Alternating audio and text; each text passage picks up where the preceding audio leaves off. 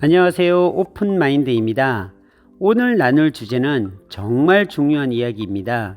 부동산, 특히 땅을 사려고 하시는 분이나 땅을 소유하고 계신 분들은 내년 2022년 1월 1일부터 획기적인 법이 적용되어 세금 폭탄으로 돌아오는 법이 적용이 됩니다. 정확하게도 2달도 남지 않았습니다. 내년 1월 1일부터 땅을 사서 1년 안에 팔면 77% 양도세를 내야 되고 1년 이상 2년 내에 팔면 66%의 양도세를 낸다고 하신다면 아주 끔찍한 일이 일어나겠죠. 그리고 장기 보유 특별 공제 30%도 폐지가 되어서 양도세 부담은 더욱 높아지게 됩니다. 이런 새로운 법이 개정되어 내년 1월부터 적용된다는 사실을 잘 모르시는 분들이 대부분입니다. 지금까지도 잘 모르시는 분들이 많을 것 같아서 꼭 알려드려야 할 것 같아 정리해서 알려드립니다. 땅을 소유하신 분이나 앞으로 투자를 꿈꾸시는 분들은 집중해서 들어주시길 바라겠습니다. 미리 말씀드리자면 오늘 내용은 내가 매입하려고 하는 토지가 사업용 토지인지 비사업용 토지인지에 따라 결과가 확 바뀝니다. 혹시 여러분들이 가지고 있는 토지는 사업용 토지인가요? 아님 비사업용 토지인가요? 보통 지주분들께서도 잘 모르시고 헷갈려 하시는 분들이 많으세요. 내가 땅을 사는데 내가 산 땅이 비사업용 토지로 인정받으면 기존 양도세의 20%를 추가로 내야 한다는 것이 오늘의 골자입니다. 보통은 양도소득세 하면 40% 이상 낸다는 것이 상식입니다. 거기에 20%를 비사업용 토지로 추가로 내니까 60% 이상 내게 되는 것이고 그것이 또 1년, 2년 안에 단기에 매매를 하게 되면 최대 77%까지 낸다는 사실입니다. 완전 양도소득세로 꼼짝 못하게 하는 법이 적용됩니다. 오늘 이 시간이 아주 중요한 시간이기에 꼭 숙지하시기 바랍니다. 올해도 얼마 남지 않은 가운데 부동산과 관련된 세금은 날이 갈수록 높아지고 있어서 많은 분들의 고민이 늘어나고 있습니다. 특히 주택과 관련된 세제가 전반적으로 강화되었고 보통은 아파트에 많은 관심이 쏠리기 때문에 토지와 관련된 세제 변화도 있었지만 비교적으로 크게 주목받지 못했죠. 주택과 마찬가지로 토지도 중과세가 있기 때문에 내 토지가 사업용 토지인지 비사업용 토지인지 구분하는 것이 정말로 중요합니다. 지난 3월 29일에 발표된 부동산 대책에서 정부는 비사업용 토지와 관련한 세법 개정을 예고했습니다. 이로 인해 비사업용 토지는 내년부터 양도세 부담이 2배 이상 늘어날 수가 있는데요. 별다른 돌파구가 없는 주택과 다르게 토지는 아직까지는 사업용으로 전환하는 등의 여러가지 절세 수단이 아직 남아 있습니다. 절세 방법을 알아보기 전에 먼저 양도세는 어떻게 개정되는지 보자면요.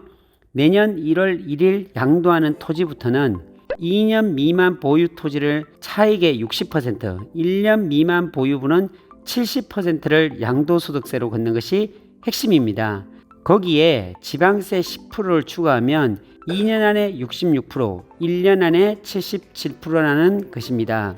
원래는 각각 40%, 50%를 부과했었는데 각각 20%가 추가되었죠. 여기에 비사업용 토지는 기본 세율의 10%를 가산하는 중과세율을 20% 가산하는 것으로 부담을 늘렸습니다. 또한 올해까지는 3년 이상 보유 시 1년마다 2%씩 최대 30%를 공제하는 장기 보유 특별 공제가 적용되었으나 이마저도 내년부터는 폐지가 되어서 양도세 부담이 꽤 많이 늘어날 것으로 예상이 되죠. 나아가 주말 체험 농지는 원래 세대당 300평 이하는 사업용으로 무조건 인정해 주었는데 이제는 일반 농지와 동일하게 취급하여 제촌 작용한 농지만 사업용 농지로 인정합니다. 또한 공익사업으로 수용되는 토지일 경우에 사업 인정 고시일로부터 2년 이전에 취득하여 보유하였던 토지의 경우 비사업용 토지에 해당되더라도 사업용 토지로 보아 기본 세율을 적용하였는데 내년부터는 이 요건을 5년 이전 요건으로 강화했습니다. 5년 이전 취득 요건으로 강화했다는 겁니다. 이렇게 내 토지가 사업용 토지인지 비사업용 토지인지에 따라 양도세 격차가 더욱더 크게 벌어지면서 자신이 보유한 토지를 사업용으로 인정받는 것이 아주 중요해졌습니다. 사업용 토지와 비사업용 토지는 농지, 임야, 대지 등 각각의 용도에 맞춰 사용하고 있는지에 따라 나뉘는데요. 먼저 전체 보유 기간 중에서 60% 이상 또는 양도일 직전 3년 중 2년 이상을 해당 용도에 맞게 토지를 사용해야 하는 사업용 토지로 분류될 수 있습니다. 여기서 농지는 전, 답, 과수원에 해당되며 시 이상의 주거, 상업, 공업지역 외에 소재하는 제촌 자격농지의 경우가 사업용 토지가 됩니다. 또한 근로소득과 사업소득을 합쳐서 3,700만원 미만이 되어야 합니다. 임야는 제촌을 한 자가 소유하는 임야로 말 그대로 자신이 거주하는 시군, 구에 연접한 토지이거나 주소지에 30km 이내에 임야가 있는 경우죠. 그리고 목장용지는 시 이상 주거, 상업, 공업지역 외에 지역에 소재해야 하고 실제 축산업을 영위해야 하며 가축별로 기준 면적이 따로 있습니다. 대지는 일반적으로 건물을 짓고 사용해야 사업용 토지로 인정받을 수 있습니다. 그 외에 기타 토지는 재산세 납부 내역을 조회하는 방법을 알 수가 있습니다. 재산세가 비과세 또는 면제 시 혹은 재산세가 별도 합산, 분리과세의 대상일 때는 사업용 토지, 반대로 종합합산일 경우에는 비사업용 토지일 가능성이 매우 높습니다. 여기서 대지의 경우 건물을 지으려면 작게는 수천만 원에서 수억 원의 비용이 들어가게 됩니다. 임대 수익 등을 통해 수익을 충분히 얻을 수 있다면 괜찮지만 여러 가지의 이유로 건물을 통해 기대한 목적을 달성하기 어려운 경우가 많죠. 이때 토지 자체를 활용할 수 있는 방법이 있습니다. 바로 해당 대지를 주차장이나 야적장으로 이용하는 것입니다. 주차장으로 이용하는 토지는 주차장 운영법을 영위하는 자가 소유해야 하며 주차장법에 따른 노외 주차장으로 사용되어야 합니다.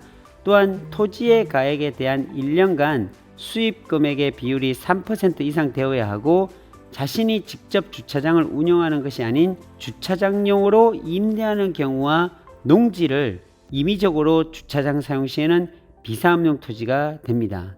또한 물품의 보관, 관리를 위하여 별도로 사용되는 하치장, 야적장 등은 물품의 보관, 관리에 사용된 최대 면적의 120% 그러니까 1.2배까지만 사업용 토지로 인정이 됩니다. 이때 고물상 사업자에게 임대하는 경우도 인정이 된다고 하니까 이러한 경우들을 잘 기억해 주시면 좋을 것 같습니다.